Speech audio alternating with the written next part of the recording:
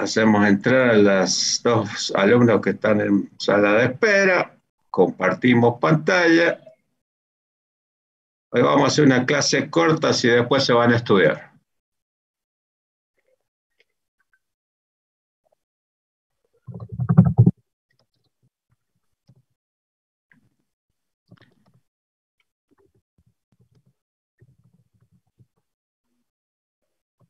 Bueno, hasta el momento, las clases anteriores, hemos trabajado sobre la cinemática de partículas y de cuerpos rígidos. Hoy vamos a comenzar con la cinética de partículas, o que se le conoce como dinámica de partículas, en el cual una de las principales leyes que rige este tema es la segunda ley de Newton. Como ustedes saben, deben haber explicado en física, tenemos tres leyes de Newton. Pero la primera y la tercera, seguramente la han empleado en la parte estática para estudiar cuerpos en reposo y la fuerza que actúa sobre estos cuerpos. Estas dos, la primera y la tercera, también se utilizan para el estudio de cuerpos que no tienen aceleración. Básicamente, son aplicables esas dos leyes, la primera y la tercera, para esas situaciones. Pero cuando hay aceleración, cuando aparece el concepto de aceleración, tenemos que recurrir a la segunda ley de Newton, que la conocemos todos, es aplicable, ¿sí? Básicamente cuando se estudia el peso de un cuerpo. Así que lo que vamos a hacer solamente es refrescar algunos conceptos y quizás introducir algún concepto nuevo desde el punto de vista vectorial. Bueno, seguimos entrando gente. Vamos entonces. Bueno, el objetivo que nos fijamos en esta clase es básicamente interpretar las leyes de Newton, fundamentalmente la segunda ley, y analizar el movimiento de la partícula. En este caso siempre planteamos como primera situación la partícula. En este caso después vamos a analizar algunas consideraciones particulares que vamos a tener para un sistema de partículas y finalmente vamos a terminar con el cuerpo rígido. Es el elemento que nos va a regir y que es aplicable para todo lo que son mecanismos. Todo esto que nosotros estudiamos es justamente hacer el campo, hacer la base de todo lo que es el estudio después de mecanismos o de elementos de máquina. Entonces, fijados los objetivos, repasamos lo que dice la primera ley. La primera ley decía que la partícula, si se encontraba inicialmente en reposo o moviéndose con una velocidad constante, va a permanecer en ese estado mientras no actúe sobre ella una fuerza. Esa era la primera ley. Por eso era aplicable a cuerpos en reposo o a cuerpos sobre los cuales actúa fuerza, pero hablamos acá de que hay velocidad constante. Por lo tanto, no tenemos en cuenta el concepto de aceleración. Y la tercera ley es la ley del principio de reacción y reacción. ¿Sí? Aplicado una fuerza, una acción sobre una determinada partícula, en este caso, el sistema reacciona con una fuerza opuesta de la misma intensidad y de sentido contrario. Justamente también la característica que tiene es que son fuerzas colineares. Estas son las leyes que recién mencionamos, son aplicables en estática o cuando tenemos cuerpos en dinámica, cuando tenemos cuerpos sobre los cuales no está actuando, no hay aceleración. Acá está este ejemplito del sapo, ¿sí? Siempre se busca el sapo como referencia. En el caso, fíjense que en la primera ley de Newton, la rana se mantendrá en reposo mientras no actúe sobre ella una fuerza. Está aplicable la segunda ley de Newton, en el cual el sapo ejerce una fuerza hacia arriba y por lo tanto puede tener una cierta aceleración. Y está la tercera ley de Newton, en este pequeño ejemplo, en el cual al saltar el sapo, la hoja, irupé, esta hoja que está acá, ¿sí? Se desplaza con una fuerza de la misma intensidad, pero de sentido contrario. Este es un ejemplito que siempre se da, muy representativo, donde se puede ver la aplicación de las tres leyes de Newton. Y seguramente se lo han planteado así en física. ¿Sí? Lo único que estamos haciendo es un repaso de lo que ustedes ya han visto. Bueno, hay distintas situaciones en las cuales nosotros vamos a aplicar esta ley y fundamentalmente porque puede ser una salida laboral, como primera salida laboral, ¿sí? Incluso hay gente que se dedica a esto, trabajar en lo que se llama los peritajes. ¿Qué es lo que es el peritaje? El peritaje es una actividad que puede realizar un ingeniero en juicios, por ejemplo, en accidentes de tránsito, básicamente, ¿sí? En accidentes de tránsito, porque lógicamente hay que determinar quién fue el responsable del accidente, hay que determinar una serie de causas, fundamentalmente también si hay lesiones, y por lo tanto todo esto se establece a través de una demanda. Habrán escuchado que se establece a través de lo que es una demanda. El abogado interpone una demanda contra la otra parte. Lógicamente esto va a un juicio, hay un juez de por medio, y bueno, pero el juez, ¿sí? Para determinar o para dar su decisión de quién es el responsable, tiene que basarse en pruebas evidentes, en evidencia clara. Por lo cual acá aparecen dos móviles, ¿sí? Que hay fuerzas, hay aceleraciones, ¿sí? Por lo cual tiene que recurrir a un especialista. El juez no lo puede dirimir porque no es especialista, entonces tiene que recurrir a un especialista. ¿Quiénes son los especialistas en esto? Los ingenieros. Entonces, el ingeniero hace de perito de ese juicio, ¿sí? Establece, ¿sí? Cuáles son las velocidades que traían cada uno de los móviles, quién es el que ejerció mayor fuerza sobre el otro vehículo, una serie de consideraciones que son analizadas por el ingeniero basándose en las leyes que nosotros conocemos. Una vez que el ingeniero redacta su informe, se lo pasa al juez y el juez con eso puede determinar, puede dar un veredicto y puede establecer una sentencia a partir de evidencia clara, de evidencia fidedigna. Esa es la actividad de peritaje que podemos realizar los ingenieros. Indudablemente que esto hay que inscribirse previamente en el Poder Judicial, anualmente se hace una convocatoria para profesionales, no solamente ingenieros. ¿Sí? Si hay una cuestión de plata, bueno, lógicamente un perito iba a ser un contador o un licenciado en economía. Entonces, hay una convocatoria para profesionales que pueden inscribirse como peritos. Bueno, para esto sirve aplicación de las leyes de Newton. También, en el caso, si a ustedes no les va a tocar diseñar, pero en el caso que haya que regular la velocidad, supóngase, de esta cinta que está transportando esta botella, porque hay que determinar cuál es la aceleración que tiene esta cinta para que la botella no se caiga y permanezca en su posición vertical. Pero también hacemos aplicación de la segunda ley de Newton. En el caso de este ejemplo, hemos puesto algunos ejemplos en los cuales hay que calcular la fuerza a partir de la ley de Newton, imprime.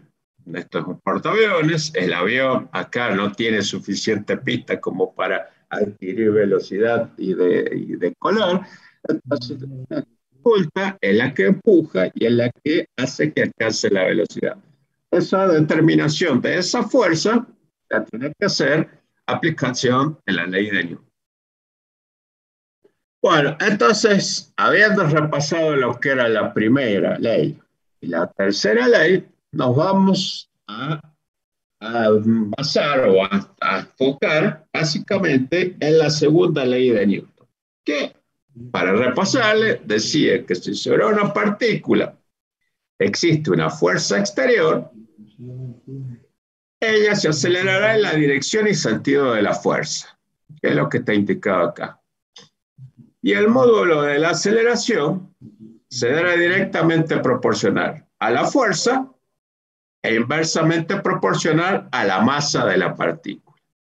Por lo cual, esa aceleración que vamos a tener va a tener el mismo sentido que la fuerza que estamos aplicando. Lógicamente, acá tenemos que establecer por convención un determinado sentido. Por lo general, la mayoría de la bibliografía establece sentido positivo en el sentido de las X, ¿sí? En el sentido de las X positivas, y negativo en sentido contrario. Y podemos establecer que decir que existe una relación constante entre la fuerza y la aceleración. Para sacar ese constante, porque acá tenemos una proporcionalidad, para sacar la proporcionalidad e introducir esa igualdad, bueno, consideramos este parámetro que es la masa del cuerpo. Como dice, inversamente proporcional a la masa de la partícula. Por lo cual, sobre la masa, yo voy a tener actuando una fuerza y, lógicamente, esta fuerza hará que esa partícula adquiera una determinada aceleración. La aceleración va a tener el sentido que tiene la fuerza. Y, lógicamente, el signo que corresponda lo vamos a tener que establecer convencionalmente en función inicialmente, una vez que nosotros establezcamos cuál es el sentido positivo que tomamos. Esto que tenemos planteado acá es lo que se conoce como la segunda ley de Newton, ¿sí? Que es aplicable también básicamente cuando nosotros calculamos el peso de un cuerpo, ¿sí? Diciendo que consideramos peso igual a la masa y en vez de trabajar con una aceleración, trabajamos con una aceleración muy particular que es la aceleración de la gravedad, que la deben haber utilizado, ¿sí? Para calcular fundamentalmente. Eso se aplica por primera vez cuando se habla sobre el plano inclinado para calcular el diagrama de cuerpo libre que existe en un plano inclinado. Bueno, cuando hay varias fuerzas que están actuando, porque no solamente una sola fuerza, sino que pueden estar actuando varias fuerzas, lógicamente tenemos que contemplar la sumatoria de esas fuerzas. Si la resultante, o sea, de que actúa sobre la partícula es cero, la aceleración va a ser cero, porque habíamos dicho que existía una correspondencia directa entre la fuerza y la aceleración. Por lo cual, si yo no tengo fuerza, indudablemente que no voy a tener aceleración. Segunda ley de Newton, aplicable para todos esos casos que nosotros vimos anteriormente, ¿sí? En los cuales algunos son técnicos, la mayoría son técnicos, ¿sí? Por lo cual tengo que recurrir necesariamente a esta ecuación. Bueno, hemos hecho un poco de historia, pero lógicamente todavía la ley de Newton no ha sido puesta en duda, sino que se sigue trabajando. Ustedes ya lo comenté, creo, en clases anteriores. A medida que avanza la ciencia y la tecnología, básicamente, se consiguen mejores instrumentos de medición, ¿sí? Se puede hacer un estudio más detallado de las situaciones. Por lo tanto, fíjense la fecha, 1905, Einstein desarrolla la teoría de la relatividad Y lógicamente pone algunas limitaciones o algunas objeciones al uso de la segunda ley de Newton, ¿sí? Para describir el movimiento general de una partícula.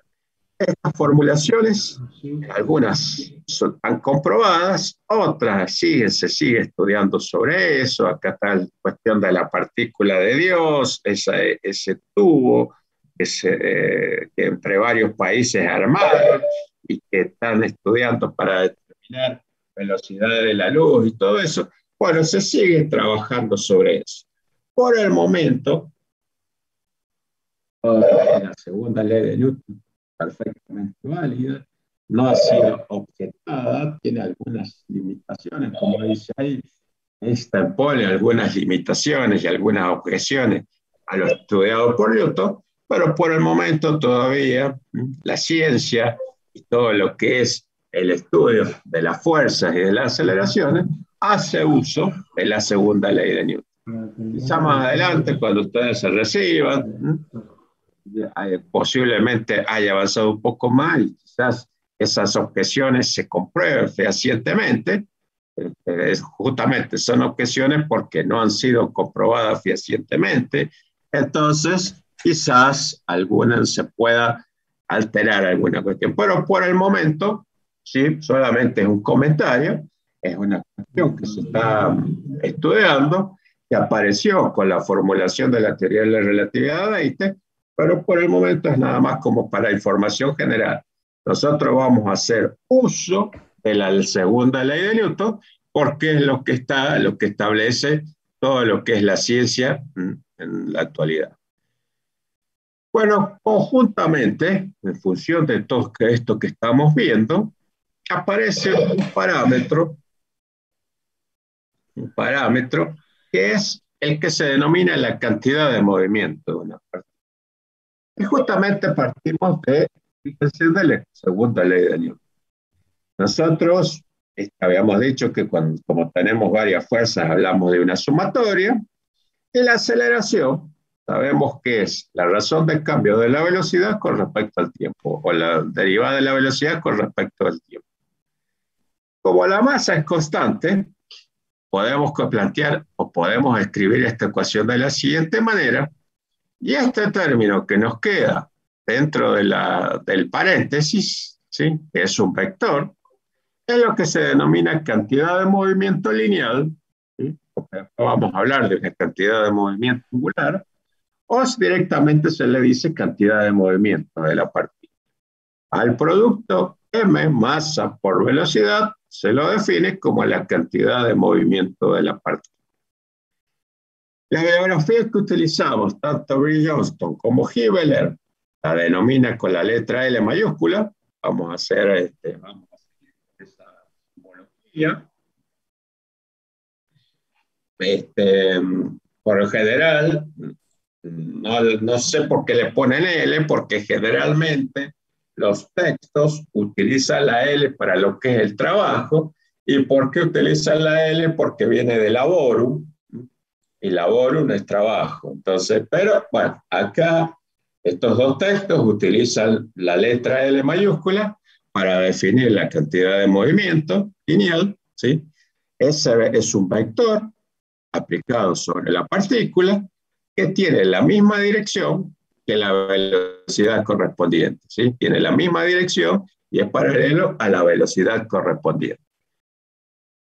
Como nosotros hablamos de acá de una derivada, fíjense que la razón de cambio de la cantidad de movimiento lineal es igual a la sumatoria de las fuerzas. Partiendo de esta ecuación que me quedó acá, ¿sí?, se coloca que esto es la derivada primera por el puntito, porque tiene un solo puntito, de la cantidad de movimiento lineal.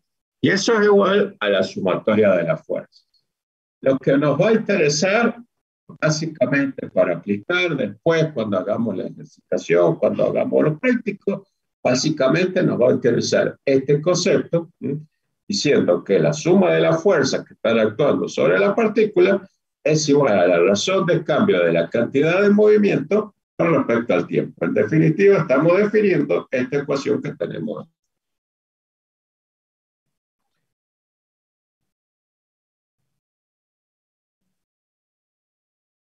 Por lo cual, al sistema, ¿sí? Al sistema que yo tengo, ¿sí? Acá tengo a la partícula con una cierta masa. Ese es un sistema sobre el cual tengo actuando una fuerza F sub 1 y una fuerza F sub 2. Esto es equivalente, o puedo reemplazarlo, por una única fuerza que va a ser el producto de la masa por la aceleración. O sea, lo que planteé era la ecuación, la segunda ley de Newton, cuando tenía actuando distintas fuerzas o varias fuerzas sobre la partícula, y entonces estos dos sistemas son equivalentes. Para simplificar un poco el sistema, porque lo que necesitamos es simplificar, puedo reemplazar este par de fuerzas, en este caso, por una única fuerza que va a ser el producto de la masa por la aceleración. También puedo plantearlo esto vectorialmente a través de las componentes rectangulares, ¿sí? Ya vimos que la componente rectangular era considerar el módulo de la fuerza sobre uno de los ejes, ¿sí? En este caso lo hemos planteado para un sistema espacial, por lo cual voy a tener eje X y Z, y multiplicarlo por el versor correspondiente o vector unitario. Ya habíamos visto que para el eje X era Y, para el eje Y era J y para el eje Z era K. Y lo mismo lo planteo para las aceleraciones. Esto es representado acá, fíjense, puedo plantearlo de esta manera, desagregarlo de esta manera, o puedo plantearlo en función del vector posición como la derivada segunda. Esto es la derivada segunda con respecto a t, me va a dar la aceleración. ¿Sí? En general, de esta forma no se la plantea, no es muy común que se la plantee. Sí, se lo plantea en forma general de esta manera. Pero está representado acá como para ir refrescando un poco los conceptos, ¿sí? Fundamentalmente por la simbología que utiliza, de un puntito para la derivada primera y de dos puntitos para considerar la derivada segunda. También puedo descomponer esto de la misma manera que lo vimos cuando analizamos las aceleraciones, la parte cinemática, en la componente normal y en la componente tangencial. O sea, plantea la ecuación, la segunda ley de Newton, a partir de la componente tangencial, a partir de la componente normal. Que también esa es una forma interesante y bastante práctica, porque nosotros trabajamos, ¿sí? Generalmente con las fuerzas tangenciales, ¿sí? Fundamentalmente cuando ya entremos a ver, ya lo hemos entrado a ver, pero cuando hablamos del torque, hablamos de la... ¿Sí? ¿Quién es el que transmite torque? Bueno, generalmente la fuerza tangencial, por lo cual este es un concepto que nosotros vamos a aplicar y que vamos a usar bastante. Entonces lo descompongo en su componente tangencial, en su componente normal. Esto está planteado, fíjense que acá está planteado como sumatoria de la fuerza, sumatoria de las fuerzas normales, y este sistema es equivalente a plantearlo de esta manera a través de la aceleración tangencial y a través de la aceleración normal. Si se acuerdan, la aceleración tangencial era la razón de cambio de la velocidad con respecto al tiempo. Podríamos expresarlo de esta manera. La derivada de b con respecto de t. De esta manera calculábamos la aceleración tangencial. Y la aceleración normal la calculábamos a partir del radio de curvatura, como el cuadrado de la velocidad sobre el radio de curvatura que teníamos respecto a un centro tomado, que generalmente es el centro del sistema. Este era el valor de ρ. Esta manera de presentarla también es muy frecuente que la utilicemos, fundamentalmente cuando ya entremos a analizar fuerza, potencia, torque, cupla sobre los sistemas o sobre los elementos de máquina. Cuando nosotros tenemos que colocar el sistema en equilibrio, eso ya lo hemos visto, es lo que planteamos. Y para equilibrar un sistema, ¿sí?, necesitamos que la resultante de la fuerza sea nula. ¿Cómo hago para que la resultante sea de la fuerza sea nula? Y bueno, voy a tener que colocar una fuerza de la misma intensidad, en la misma dirección, pero de sentido contrario. Y entonces, si nosotros hacemos la composición de este sistema de fuerzas, vamos a obtener que la resultante es nula. ¿Por qué? Porque la composición de estas dos fuerzas me va a dar una resultante en este sentido y la componente, el equilibrante, es esta fuerza que hemos colocado acá. Y lo puedo plantear a través de las componentes normales y tangenciales. Para equilibrar esta, tengo que colocar una fuerza de la misma intensidad, pero de sentido contrario, a la misma dirección, y lo mismo para esto. De tal manera que el sistema se hace. Esto ustedes lo hacen cuando hacen la sumatoria de la fuerza para determinar las reacciones correspondientes, ya lo han estado haciendo en los árboles, todo el estudio este que venimos planteando de clases anteriores. Bueno, como les dije, recién hablábamos de una cantidad de movimiento lineal, y ahora hablamos de una cantidad de movimiento angular. ¿Por qué? Porque nosotros planteamos que tenemos que la cantidad de movimiento con la que se mueve esta partícula P es tangencial, ¿sí? Tenía la dirección de la velocidad, pero fíjense que a esta partícula P la tengo que posicionar respecto a un sistema de referencia a través de este vector posición R. Por lo cual, el producto vectorial de la cantidad de M por B aplicado R me da un vector perpendicular al plano formado por estos dos, a este plano que está acá en colores, es un vector perpendicular que lo voy a designar como H sub 0 y que es lo que se denomina la cantidad de movimiento angular de la partícula, ¿sí? H sub 0 porque está referida a este punto O H sub O, ¿sí? Está referida a ese punto O.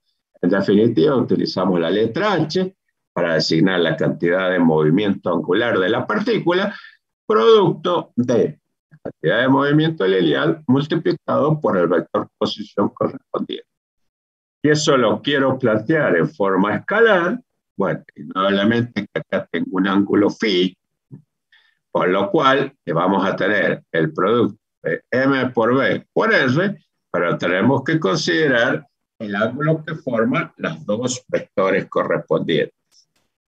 Para resolver este sistema, puedo hacerlo por cualquiera de los sistemas que conocemos de ecuaciones, pero uno de los que más se utiliza por la facilidad y actualmente con el MATLAB, con todos estos software que trabajan con matrices o determinantes, bueno, lo trabajo como una matriz, en donde voy a tener los tres elementos correspondientes, los versores, los vectores posición y los vectores correspondientes a la cantidad de movimiento, ¿sí? Este es un sistema que es mucho más fácil de obtener, de resolver, fundamentalmente por todos los software que existen y que permiten, los software matemáticos, y que permiten plantear la matriz correspondiente. Bueno, la resolución de eso, ¿no?, la planteamos y vamos a obtener valores de h sub x, de h sub y de h sub z resolviendo ese determinante. En definitiva, si repasamos un poco lo que venimos viendo, acá me interesa básicamente dos conceptos. A ver lo que es la cantidad de movimiento. Bueno, planteado, la ecuación que nos rige todo esto es la segunda ley de Newton. Fuerza igual a masa por la aceleración. Esa es la ecuación que rige. Fíjense que todo parte de esta ecuación. La otra ecuación que debemos tener en cuenta, cómo calculó la cantidad de movimiento lineal, ¿sí? Y a qué equivale la razón de cambio de esa cantidad de movimiento, que equivale a la sumatoria de la. Esos son conceptos importantes que nos van a permitir determinar algunos parámetros, otros parámetros, y lo vamos a aplicar más adelante, en las clases posteriores.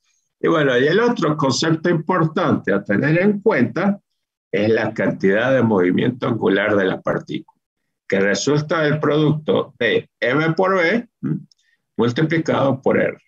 Lo designamos con la letra h, reitero, es la simbología que utilizan los libros que tenemos como referencia, por lo cual para no armarles lío ni complicarles, seguimos con esa referencia y lo dejamos con la letra H. Bueno, de igual manera, acá lo puedo plantear a través de las componentes radiales y transversales. Recién vimos para la componente tangencial y para la componente normal. Acá puedo plantearlo a través de las componentes radiales y la componente transversal, teniendo en cuenta las cantidades de movimiento. Por lo cual, el vector de cantidad de movimiento va a ser eso, y si saco la derivada primera de la fórmula que tengo acá, bueno, tengo que aplicar lo que son las reglas de derivación, la derivada del primero por el segundo, más el primero por la derivada del segundo. ¿Sí? Esa es la derivada primera. Fíjense de acá.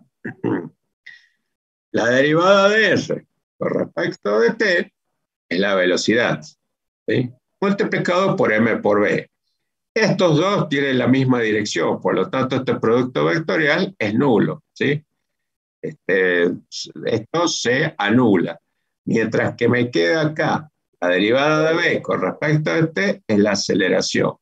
Por lo cual me va a quedar que la sumatoria de los momentos es igual a la razón de cambio de la cantidad, o sea, acá está, la suma de los momentos de O de las fuerzas que actúan sobre la partícula es igual a la razón de cambio o a la variación del momento de la cantidad de movimiento angular de la partícula alrededor de O.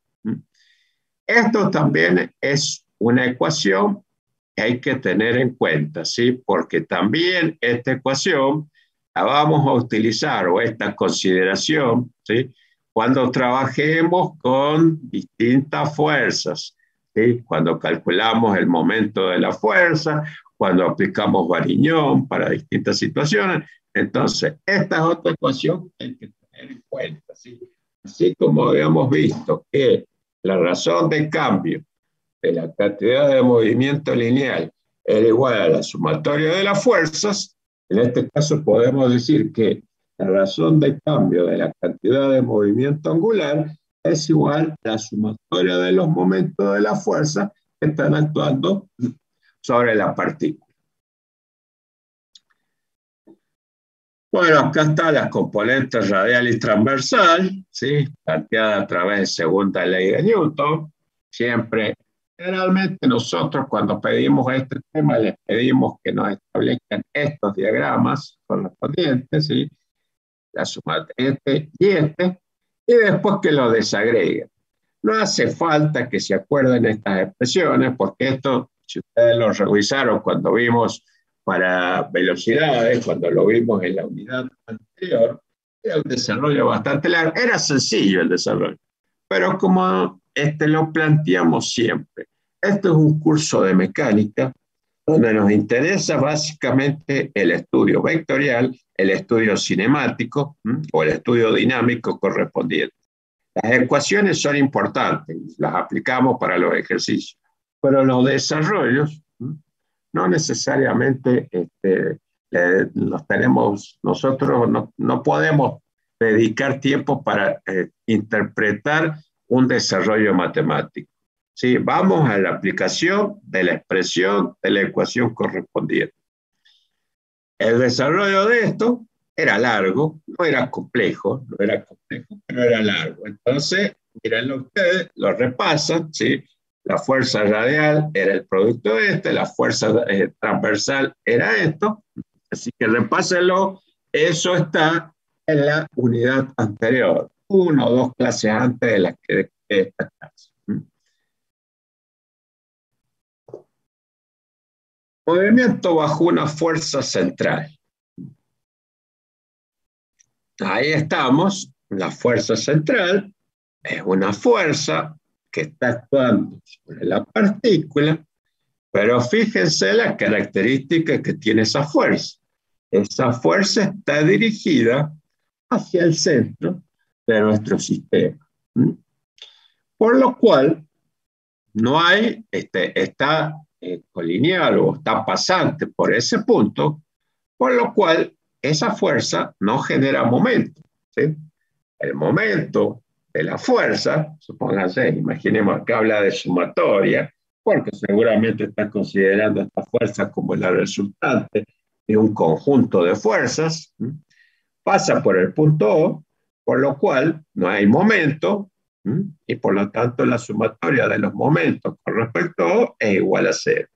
Y nosotros habíamos visto, acabamos de ver en la anterior, que la sumatoria de los momentos de las fuerzas que actúan sobre la partícula es igual a la razón de cambio de la cantidad de movimiento angular de la partícula, alrededor del mismo punto siempre.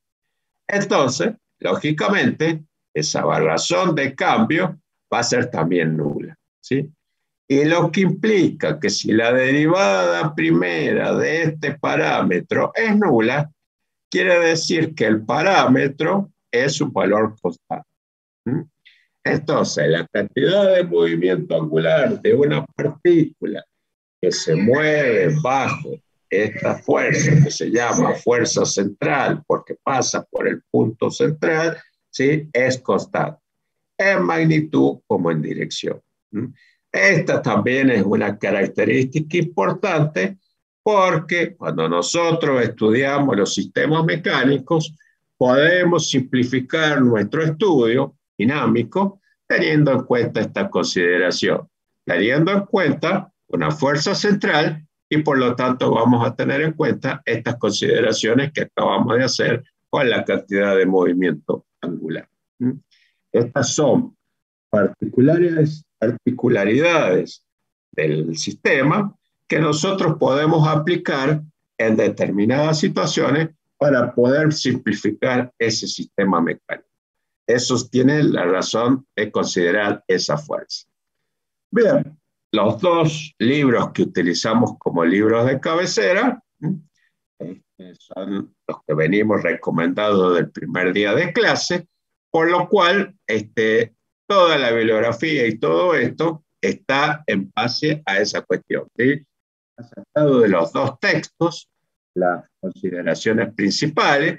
Indudablemente que todo esto, si ustedes se van al libro, es conveniente que utilicen el libro para tener un poco más de letra, van a tener un poco más de comentario, ¿sí? Pero bueno, nosotros no lo que necesitamos para aplicar para nuestros sistemas mecánicos, para todo lo que son los elementos de máquina, está condensado en este PowerPoint. Como les dije, esta clase va a ser un poquito más corta, por lo cual le vamos a dar... ¿Hay alguna pregunta al respecto de esto? No, profe. Bueno, le vamos entonces a dar paso al ingeniero García con la parte práctica, así también los Carlos, liberamos y se van a cortá la estudiar. grabación. Cortá la grabación, así queda separada la grabación de la parte Ahí teórica. está cortado. Ahí está. Bien, bien, bien. Bueno, muy bien.